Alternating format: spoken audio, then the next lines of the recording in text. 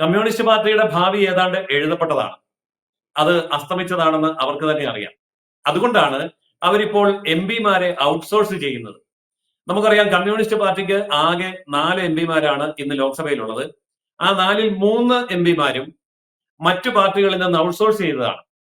ഇപ്പോ 2 എംപിമാരെ DMK-യിൽ നിന്ന് വില കൊടുത്ത് മേടിച്ചതാണ്. 1 എംപിയെ കോൺഗ്രസിൽ നിന്ന് മേടിച്ചതാണ്. 1 എംപി മാത്രമാണ് കേരളത്തിൽ നിന്ന് സ്വന്തമായിട്ട് ജയിച്ചത്. അപ്പോൾ അതിന്റെ അർത്ഥം എന്താണ്? സ്വന്തമായിട്ട് എംപിമാരെ ജയിപ്പിക്കാനുള്ള കഴിവ് നഷ്ടപ്പെട്ടിരിക്കുന്നു. അതായത് പാർട്ടിക്ക് വന്ധ്യത ബാധിച്ചിരിക്കുന്നു എന്ന് പാർട്ടി തുറന്നു സമ്മതിക്കുന്നു. അപ്പോൾ ഈ സാഹചര്യത്തിൽ ഇനി പ്രതീക്ഷയൊന്നുമില്ല. അപ്പോൾ പ്രതീക്ഷയൊന്നും ഇല്ലാതെ വരുമ്പോൾ ഈ സത്യങ്ങൾ തുറന്നു പറയാതിരുന്നിട്ട് കാര്യമില്ല.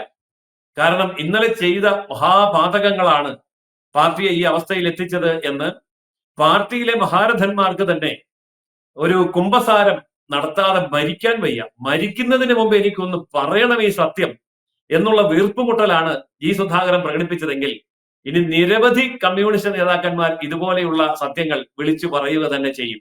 കൂടുതൽ വാർത്തകളും വിശേഷങ്ങളും നിങ്ങളിലേക്ക് എത്താൻ ABC മലയാളം സബ്സ്ക്രൈബ് ചെയ്യുക, ബെൽ ബട്ടണും അമർത്തുക.